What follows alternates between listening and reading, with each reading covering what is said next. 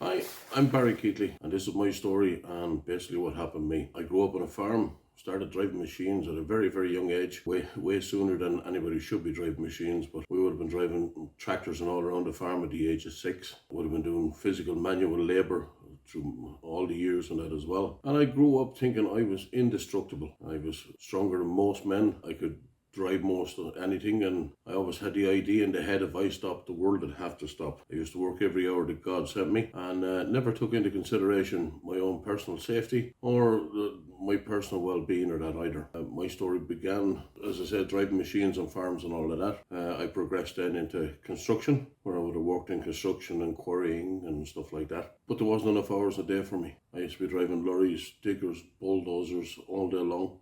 I'd start a typical day at 4:30 in the morning. By 5 o'clock I would have been on the road, and I'd stay going for 20 hours a day if I got away with it. Till one night when I was on my way home, tiredness set in. When I was coming home one night, very late, I was after delivering invitations for my son's christening. It was my firstborn, he's 23 at this moment in time. And I was coming home, I was driving a brand new 2-day-old car because I had money at the time through working and all like that. And when I was coming home then, I felt tired, possibly about 2 miles from my own house. The tiredness kicked in. It was getting the better of me, so I stopped. I got out of the car just to freshen myself up. I did a walk around the car, I gave myself a shake. I felt okay. I'd only about 1.5 miles or so left to go, or 2 mile. Got into the car then and proceeded on home, and I didn't make it. Before I knew it, I was asleep, and when I woke, it was possibly too late. I was driving along, and I woke. And when I woke, I could feel the steering wheel shudder in my hand. So I said, oops, I'm after going onto the edge. So I would have steered the car, but when I tried to steer it, unbeknownst to where I was, I actually steered straight into a tree. I bounced from that tree back to the opposite side of the road to where my car spontaneously burst up into flames. I leaned over to try to get the driver's door open. I couldn't get the driver's door open. I leaned over to open the passenger door. I eventually got it open, but I couldn't move. The engine was back in the top of my legs. I was trapped in the car. It was on fire. I was so lucky that there was a taxi man coming out the road, seen the accident, and automatically called for another taxi man.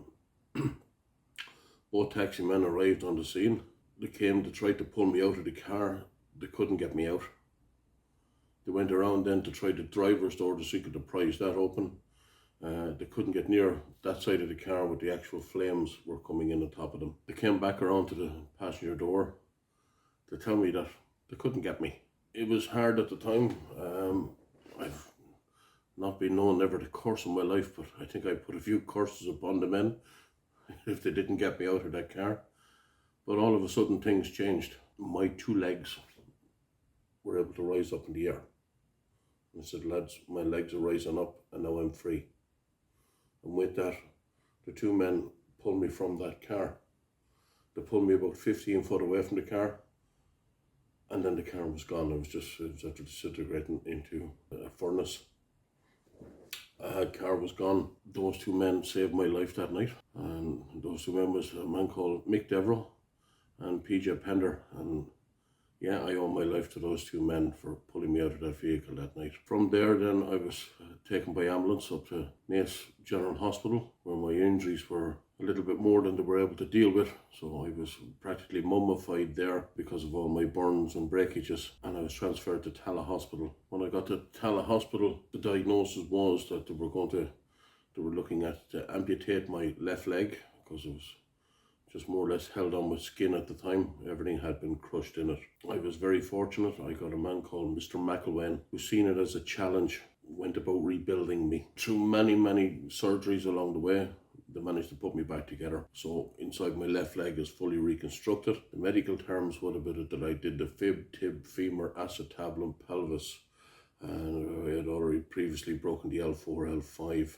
And it was all more or less the left hand side, the pelvis, the back. The right leg had gone on then as well, and neither of the legs actually worked for me. But I was very fortunate that my leg was rebuilt, and I was to lie in a hospital bed for the guts of a year above in Tala Hospital, during which time I managed to get some power back into my right leg, and I got some very slight movement on it. It was like I was after climbing Mount Everest to be able to get that and get it working. And it's just the way the stages of a man's mind works when these things happen, because I was always so used to just being out working, and to have to wind up in a hospital where I had to depend so much on the medical staff, even just to wash me, to help me go to the toilet, stuff that we take for granted. From being the man I was to being reduced back to practically an invalid at the time, it takes a lot to get over. So when I finally got moving back into my leg, it gave me a new lease of life. And at the time, my left leg had been in traction and stuff like that. There was massive big casts and all on it. It used to be changed on a regular basis. I remember Mr. McAwain coming into my room one time, and I showed him the leg, and it was absolutely fabulous. And every day I was getting an extra bit of movement into it. Even the smallest bit of movement was just absolutely fantastic. And I remember saying to him and his team one day, I knew why my left leg wouldn't work. And he asked me, he said, Barry, he said, why do you think that is? I said, the cast is too big. I said, I can't lift it. But I said, if you take that cast off my leg, I'll get it to move. I said, put on a lighter cast. And the very simple words he said to me was, Barry, it's not the cast. I would never have been a man of suffering with depression. I had no real knowledge of depression. Growing up, if you heard of somebody being depressed or anything like that, you'd probably say they were soft or whatever, which I found out drastically that was not the case. Because those simple words that were spoken to me that day, it was like the bed opened and swallowed me. And yeah, for that moment in time, I would have had a state of depression. When they had left the room, I sobbed my heart out. Tears came out of God knows where. It wasn't known to be shedding a tear, but it happened. I rang the bell. The nurses came, and I said, can you just get me into the wheelchair? I just need to go for a wheel down the corridor or whatever. But I took out of that room, and I was totally blind. I flew down the corridors, not knowing where I was going. Couldn't find my way out. I wanted to get out of that hospital. I wanted to go on the beer. I wanted to go under a bus. I was actually going, suppose, paranoid, crazy, whatever the case may be. And even though I knew every inch of Tala Hospital, I actually wound up in the church in it that I didn't even know was there. And I remember wheeling into the back of the church. I said, I better not do a U-turn. There was other people there. When they left, I said, maybe I'll say a prayer or something before I go. I couldn't think of a prayer. I said, maybe I'll chant a hymn, if I could remember a hymn from when I was going to school. Couldn't remember one of those either. So I actually sang a song too, as a matter of fact. I happened to sing Galway Bay and the Rose of Tralee. It was like somebody plugged me in and re-inflated me. And I said, right, I'm going to beat this. I went back up to my room where I asked for the physio to come visit me. I ordered a set of weights off him. And from there I started working on the upper body. I said, if my legs aren't going to work, I'll get myself back up and running, and which I did. I built up my physical strength to the upper body, and eventually, through pure perseverance and medical help and all of that, I eventually got my left leg to move. I spent probably another year at home in a wheelchair. Then I had to teach myself how to walk again.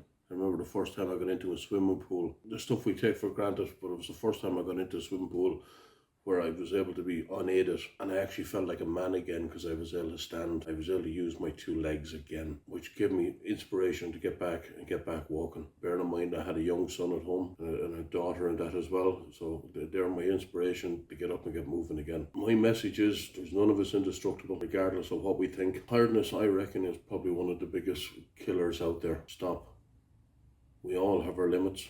As indestructible as I thought I was brought to a sudden halt. And it's a terrible realization when you figure out that you are only a number. My number, I was very lucky, was very, very nearly up, but I bounced back from it. When I was in the wheelchair, I went back driving machines, which was an experience in itself. But I was still able to drive the likes of the track machines and stuff like that. I was able to pull myself in. The wheelchair would be thrown up on top of the rack. The guys would take it down in the evenings and I'd go on home. But I progressed, I got the legs back working. From there, I said I had to find a new way of developing myself and a new way of earning a living, and all I basically knew at the time was machines. So I became an instructor. I sat all the courses through the help of a good friend of mine, Mr. Thomas Digan of Mechanical Plant Training Services, who taught me all I needed to know.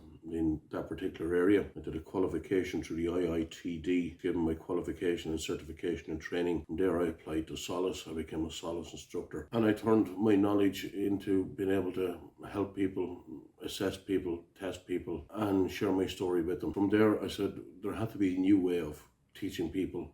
Not everybody's going to get the chance to drive machines. Disabilities or anything like that shouldn't be a barrier. From where you're from in the countryside or where you're from in an urban town or city, it shouldn't stop anybody from driving. And that's why I've developed the virtual driving hub, where you can come and learn to drive using simulators and stuff like that. But my main message, folks, is know your limits. We all have a cut-off point. Stop, take a break, close those eyes for those 10 minutes. A great old saying my mother had, and it became a realistic one, is you're better to be a few minutes late than a lifetime too early. I hope this story of mine help somebody out there, but take those breaks. It's not the end of the world. We are important numbers, but you don't want your number to be up. Thank you.